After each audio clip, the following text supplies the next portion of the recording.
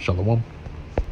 Before I begin this video, I want to give all praise, honor, and glory to Yahweh, Bahashim Yahweh Shai, Bahashim Rachak Kodash. Also as well, double honors to the apostles and the others of Great Millstone that continue to rule very well to this very day, that is continually feeding the flock through the spirit and power of Yahweh Bahashim Shai. And also as well, shalom to the hopefully elect that's continually labor in his work and labor to show forth your diligence to make your calling and election sure, and faith and truth and sincerity, and also in all charity.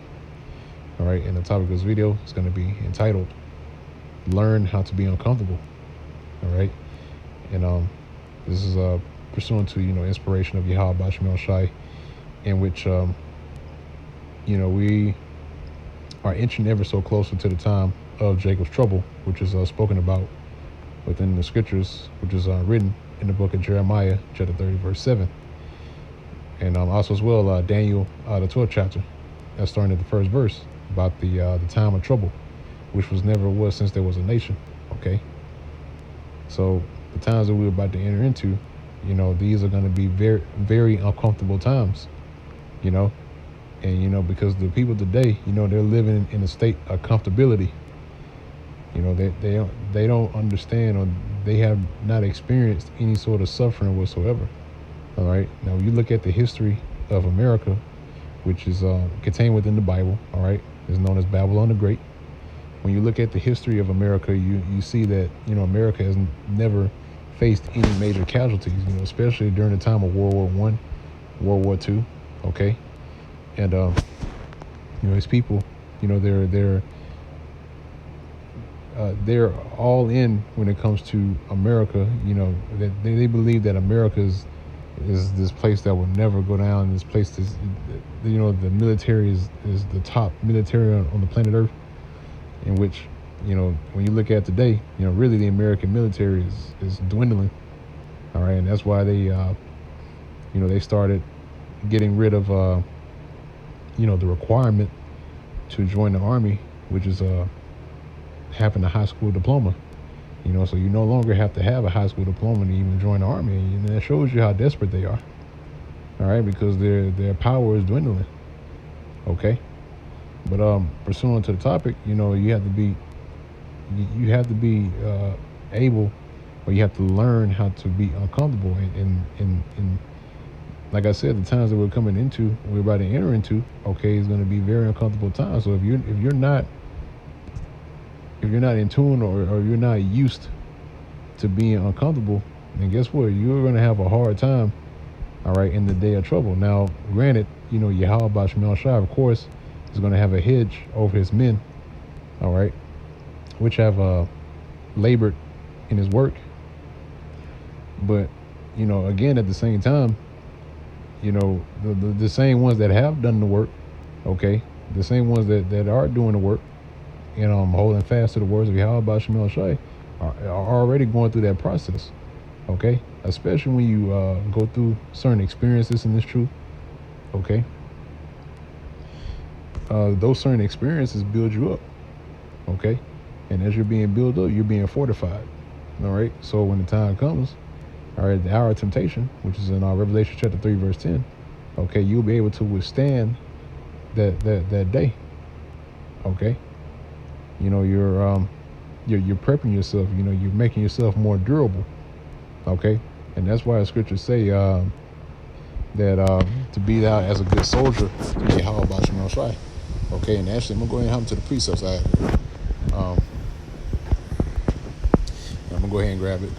I got a few of them here, but I'm not gonna make this video too long. So this is the book of. Let's see, it should be. Yep, 2 Timothy chapter 2, and this is at verse 3. It says, "Thou therefore endure hardness as a good soldier of Yahweh Shai HaMashiach. No man that warreth entangle himself with the affairs of this life, that he may please him who have chosen him to be a soldier." All right, you see that? So, again, the Lord is bringing us through these different things, all right, which is making us harden. Okay.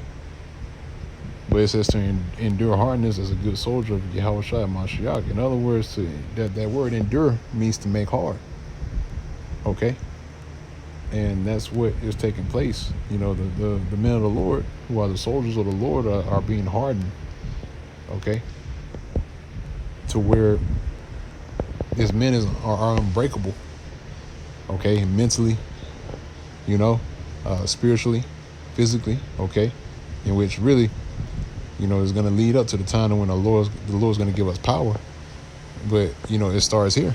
This is one of the things that are pushed by the scriptures to take hold of, and to apply. All right. So again, you're making yourself a soldier. You're hardening yourself. Okay. You're making yourself used to being uncomfortable. And same thing with working out.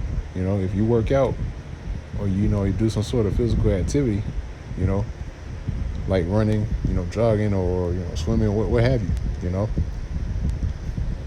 you, you're basically making yourself more hardened, and during that process, it's not an easy thing to do that, because you're putting your body through a constant stress.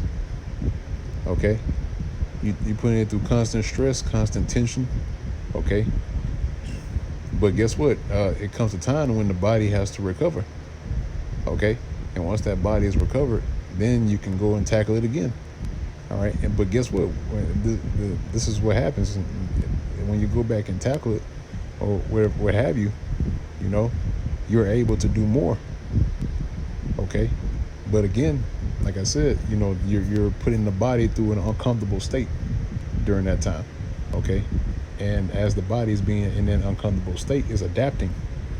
All right, so likewise with the men of the Lord is putting us through these different tests, these different experiences, okay, to make us even more hardened, so we'll be able to withstand even more. Okay, because the day of trouble that's coming is going to be unlike anything that we have ever seen before. Okay, so that's why I call out Yahweh Shemel Shai, that he is putting us through these different things, all right, to test our faith, and to also to benefit us, in the case of being able to withstand the evil day. Okay, but I'm gonna go to the next precept. This is Hebrews chapter 12. Slaki. Hebrews chapter 12, and let's see, Slaki. We'll get straight to the point. Hebrews chapter 12, verse 11. It says, "Now no chastening for the present seemeth to be joyous." Right. So chastening of the present, it doesn't seem, it's not joyous. It's not it's not a easy thing. Okay, when it comes to chastening. All right, and that chastening comes in another way of the scripture saying that we being chastened, all right, is us being put through the fire. Okay, that's a part of it. All right, so it doesn't seem to be joyous, all right, but grievous. All right, and like I said, earlier, using the example of working out, it's grievous. Your body is hurting, it's sore. Okay, you feel like you want to just quit, give up, go home. All right, and just stop completely. Okay, but I'm gonna keep reading. It says, "Nevertheless, afterward, right, it yieldeth the peaceable fruit of righteousness unto them which are exercised thereby." And that's a spirit, exercises there. Actually, we get that word exercised just for the sake of edification.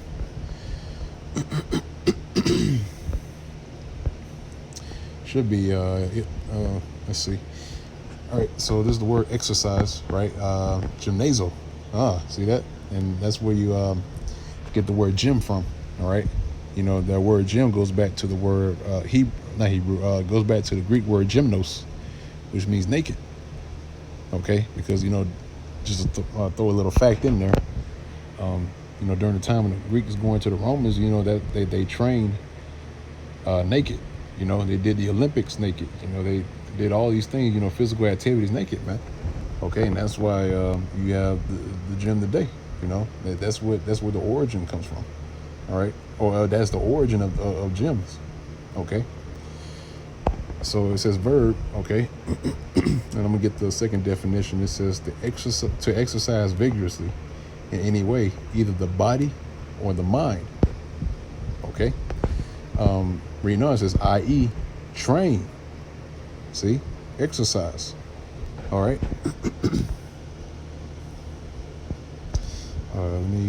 Yep, and that's the root word gymnos. Okay. See that? So, like I said, that's what the word gym comes from. But that word exercise is gymnazo. Okay, which means to exercise vigorously. Okay. And I'm in any way, either the body or the mind, right? Or to train. So it says, it yielded the peaceable fruit of righteousness unto them which are exercised thereby. See? Yeah, but that's it on that. Move on to the next one. Job chapter 23 is at verse 10. It says, but he knoweth the way that I take when he hath tried me. I shall come forth as gold. Right. So like it says here, it says, when he hath tried me, I shall come forth as gold. And that's why I mentioned earlier about these trials that we go through. Okay, these are chastisements, right? But at the same time, this is the fire that we're being put through. Okay, for the sake of us being purified and being corrected. Okay, so we are going to come forth as gold after we have gone through the fire.